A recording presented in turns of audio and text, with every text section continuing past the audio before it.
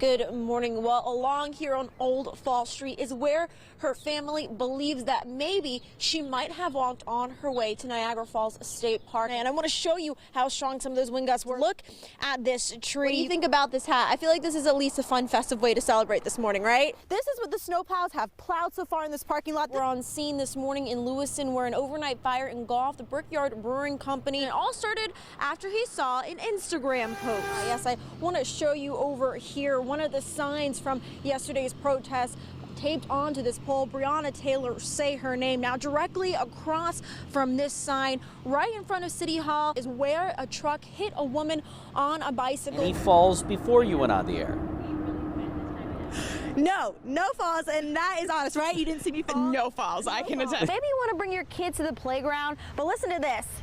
This slide is pure metal, and if it's going to be in the 90s or high 80s, you can only imagine how hot a slide like this is going to be. Even here at the Buffalo store, take a look at this. Even the mannequins are ready to jump through some tables. Why now parts of the county are getting this orange designation moving into this new zone. Bicycle sales in April of 2020 rose 75%. And in April of this year, the South Buffalo Wheelhouse says they're already busy for the season. And they did a few searches and they haven't found anybody yet, as far as we know now. Can you hear that sizzling? Well, I switched roles with Patrick. He's the reporter now. I'm going to try his job. Actually, I think being here in the corn maze might be our favorite thing so far. We're getting lost this morning. We're going to try to find our way out.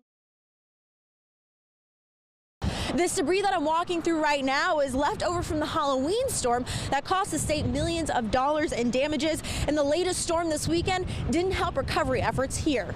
When the floods occur, this whole thing becomes a swimming pool, right? Because it just all jumps the wall and comes through here.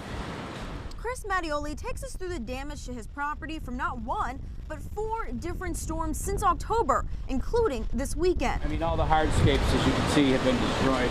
And since October, he's racked up $250,000 worth of damage. It's discouraging, no doubt, and flood insurance is very limiting in what it covers. He's lived in this house since 2012, and he says he's never had to deal with damage like this before. He blames lake levels. The same storm can create a massive flood, whereas 5-6 years ago, it would have been some minor splashing. President Donald Trump issued a disaster declaration for 18 counties in New York, including Erie County, following Halloween's windstorm. This means the government would offer financial assistance to local towns like Hamburg to help with cleanup efforts. But Hamburg Town Supervisor Jim Shaw says they haven't received confirmation of that money yet. And as homeowners like Mattioli are still recovering from October, this new storm will only add to the cost. There's terrific devastation again. Water damage along the property lines of homeowners all along South and Mid-Shore. This is tough stuff for these people. Shaw says the town applied for a FEMA mitigation grant in hopes that someday they can build revetments or break walls out into the water to break the force of waves. But until then, there's not much neighbors can do except brace for more. Storm season's not over yet, so there could be more.